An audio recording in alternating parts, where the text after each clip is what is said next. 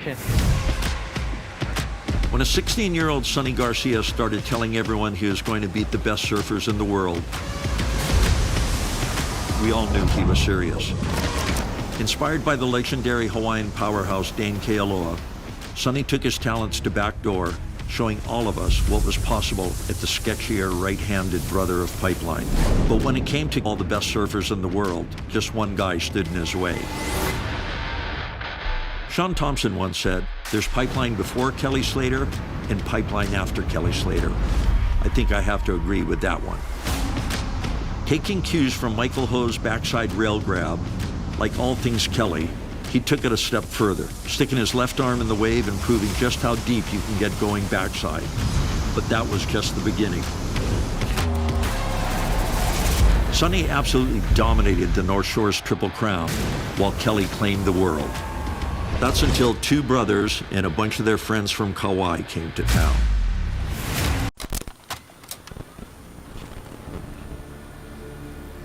There's no legend of Andy Irons without Bruce.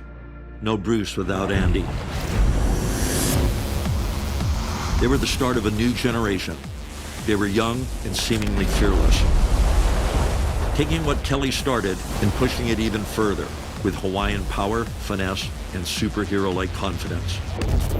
We all know about their Pipe Masters wins, about Andy's world titles, about the storybook rivalry with Kelly. But I'm not sure either brother would have achieved their greatness without the other. And as surf fans, we're all just fortunate to have witnessed what I think is still one of the greatest, most progressive eras in surfing history. Bruce Irons pulls in maybe a little bit.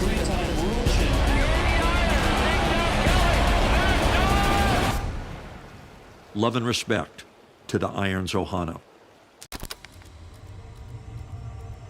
As in most communities, we get our pride from the hometown heroes. These days on the North Shore, that's Jamie and John John.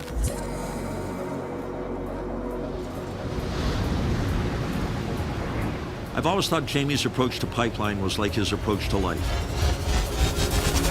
Pedal to the metal. But from all that energy came a lot of creativity. And then came John John, the kid, the prodigy, the champ. 17 world champion. If there's one thing the mentor and the mentee have in common, it's that Pipeline has literally been their backyard playground. No matter how much time you put in out there, these two will always have an advantage. For them, Pipeline is home.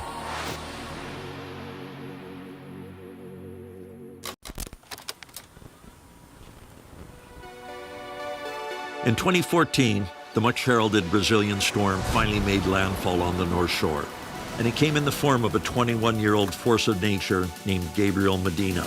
This is a big wave. He's locked in. He should come through this one. Here he comes. The newly crowned world champ just missed a Pipe Masters title that year, but there was no denying that this young Brazilian had a grip on pipe like no visiting surfer we had seen before. For someone who doesn't get a whole lot of free surf time out there, I've never seen anyone adapt and excel so quickly at what is undoubtedly one of the world's most difficult waves to dial in. Maybe one of the few I've seen who actually appears to bend the wave to his will versus the other way around. His performances at Pipe will be a joy to watch for years to come.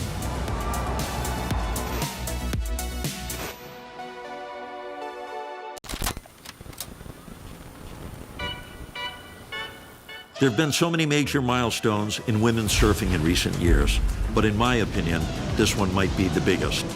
The first year the women's tour will officially compete at Pipeline.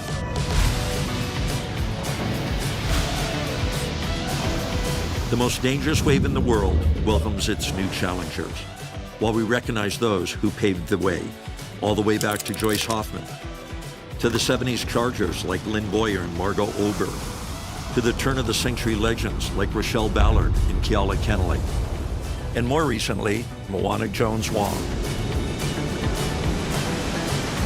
Women are earning their rightful place on surfing's biggest stage. There's a limitless future on the horizon, one we're all looking forward to seeing.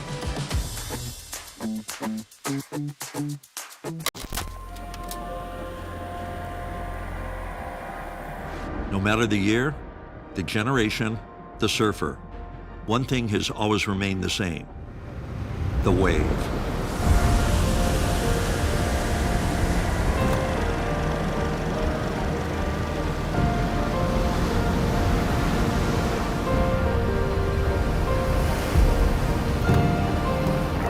It's our love and respect of this one special place that remains constant across the decades.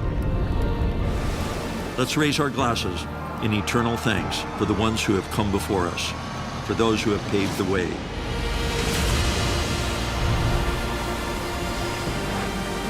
Here's to sacrifice, to paradise, to heaven, to hell, and everything in between. Here's to Pipeline.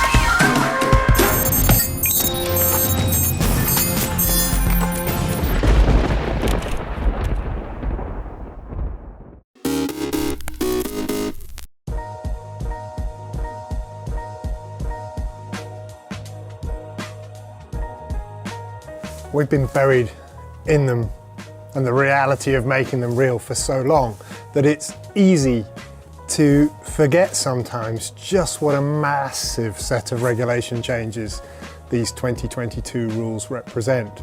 I've been working in the sport for over 30 years and they dwarf anything else I've ever seen. I suspect if I were to dig out Wikipedia and go through every season of the sport that there's ever been, there would be nothing to match the scale of the change that comes with 2022. The rule set is not only enormous, the regulations are about twice the size of what's preceded them, but they're all almost entirely different from what came before them.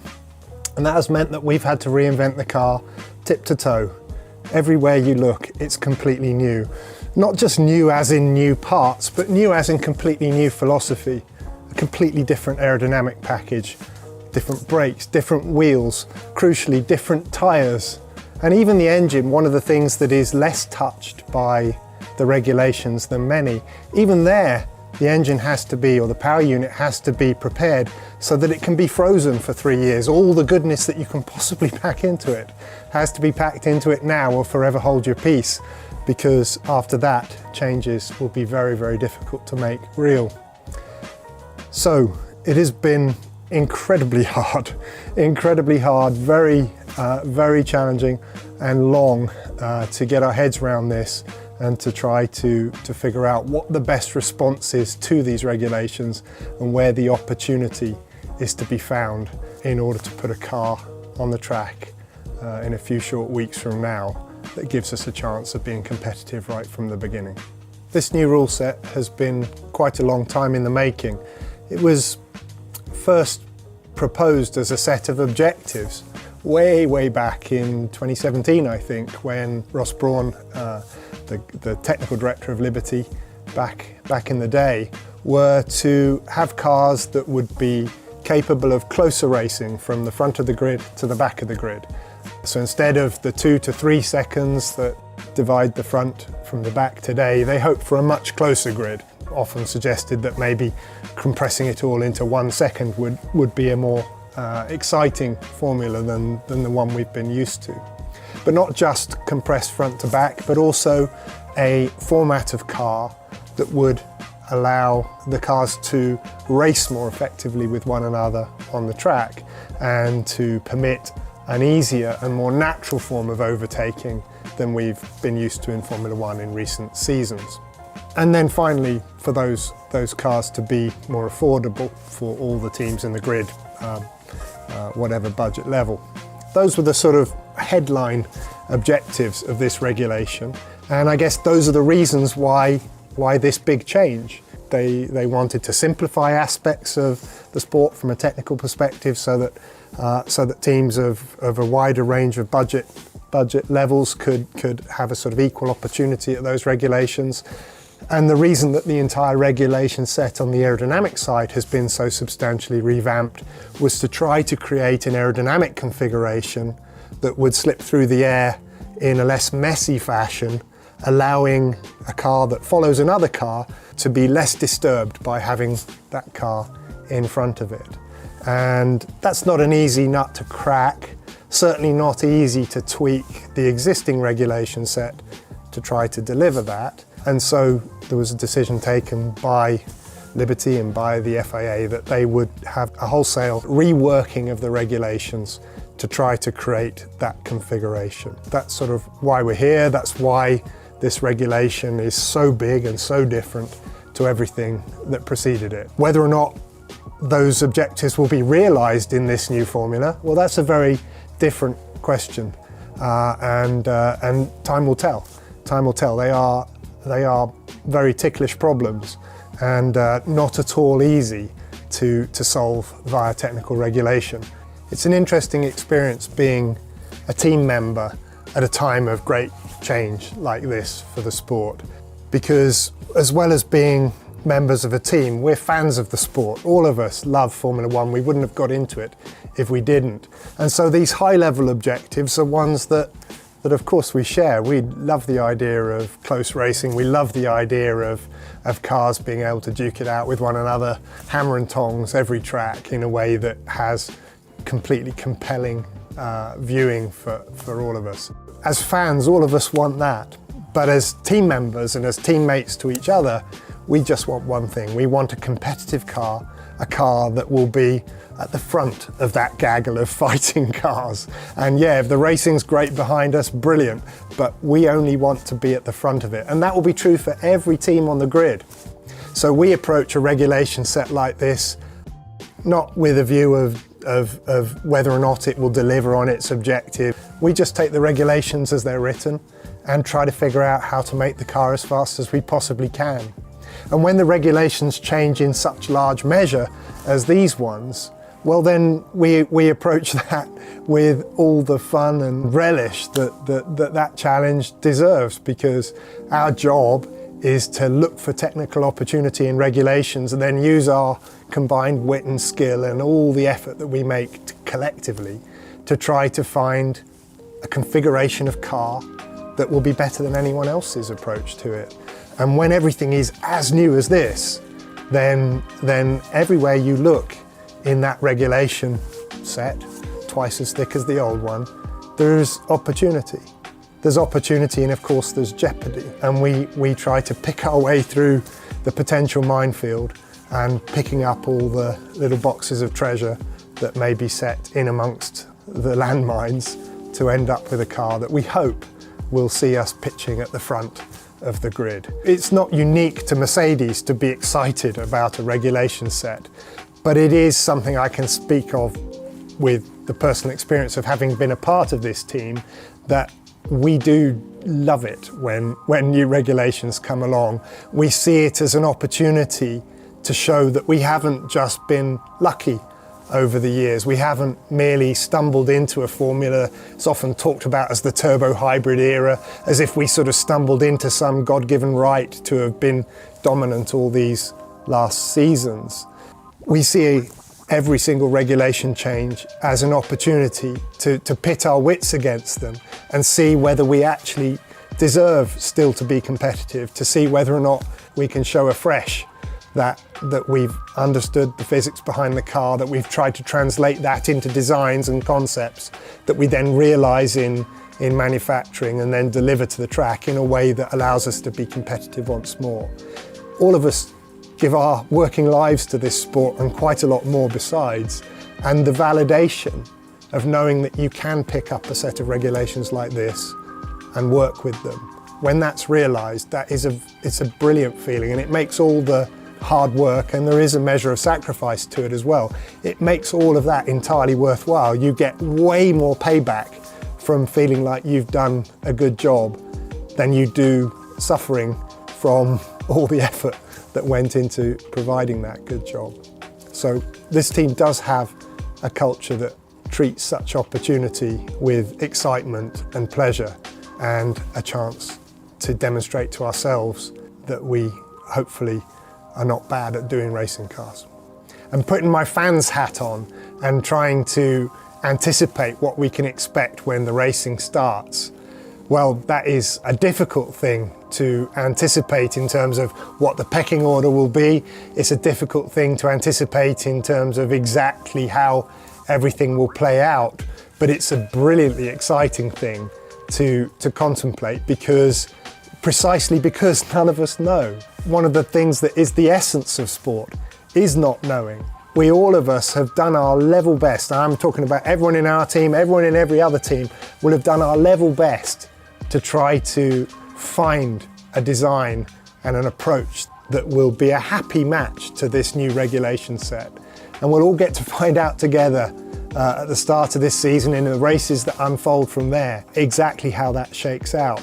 I would imagine, given that the cars are so new and so different, that one or two cars on the grid will have got it really badly wrong, and that they will have a terribly painful year. I would imagine that all of us, to some degree, will have left things on the table that we just didn't anticipate, and we will look at other cars and think, oh, why didn't we think of that? And then we'll be scrabbling around to try and get that idea onto our car as fast as possible, so that we can claw our way from whatever position we land in that first race, so that we can claw our way forwards, or if we're lucky enough to be in front, to keep the attacking wolves behind us. It's going to be quite a rush, and definitely something that's going to keep us all from having too much sleep for the whole of the season.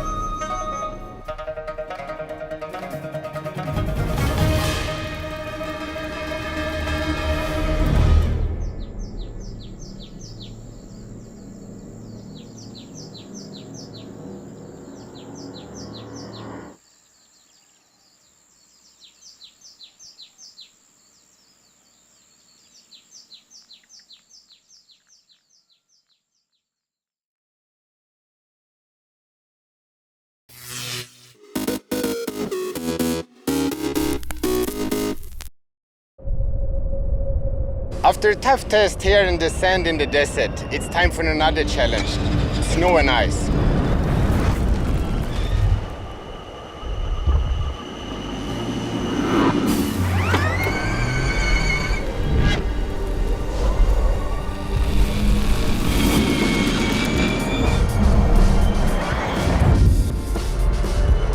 We are here at the GP Ice Race at Selamsee. And together with me here is the king of drifting, Ken Block. Nothing compares to actually experiencing it. The handling, the power, the design, it truly defines intelligent performance. I'm so happy to be part of the Audi team and be able to help shape the future with them. If it's anything like this, it's going to be great.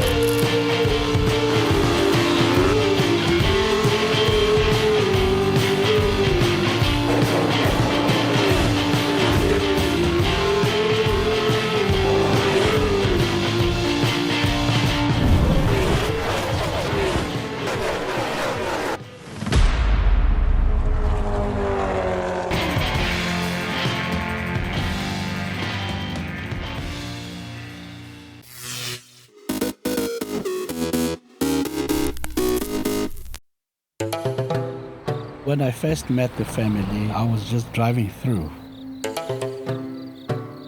Then I came across this painted house. I went in and our relationship started.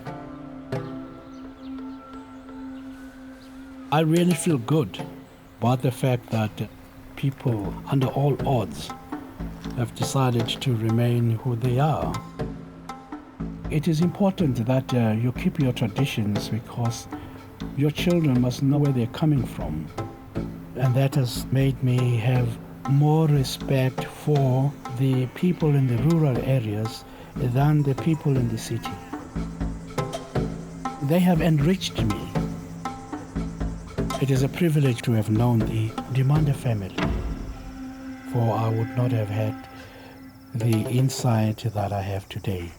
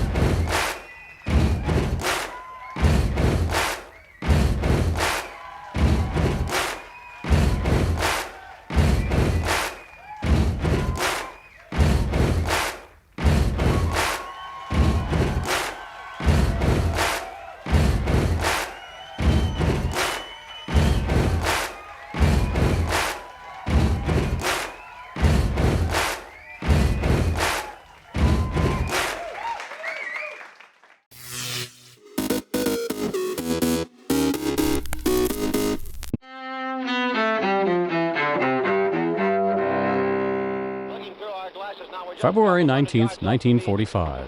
We can see these Amtraks pull up along the beach and dozens of Marines around each one of them.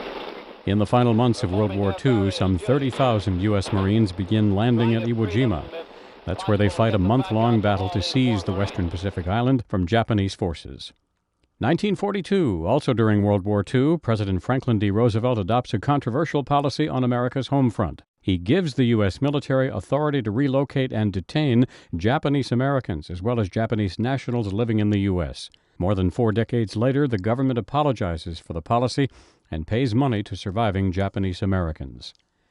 1473, Nicholas Copernicus, the astronomer who concluded the sun, not the earth, is at the center of our solar system, is born in Poland.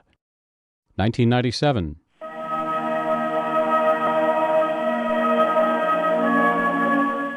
Deng Xiaoping, the last of China's major communist revolutionaries, dies in Beijing at age 92. His rule saw China embrace free market economic reforms and the Tiananmen Square massacre. In 1940,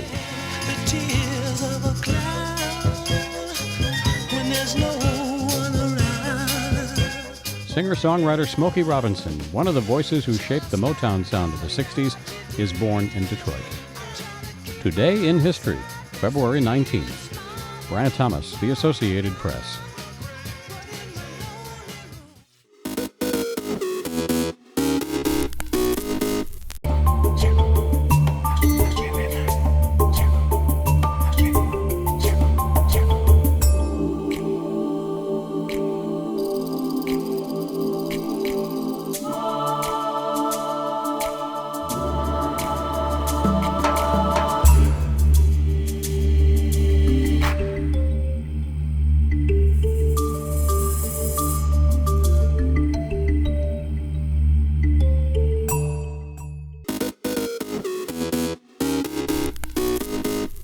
Welcome back in our studio, and in today's news,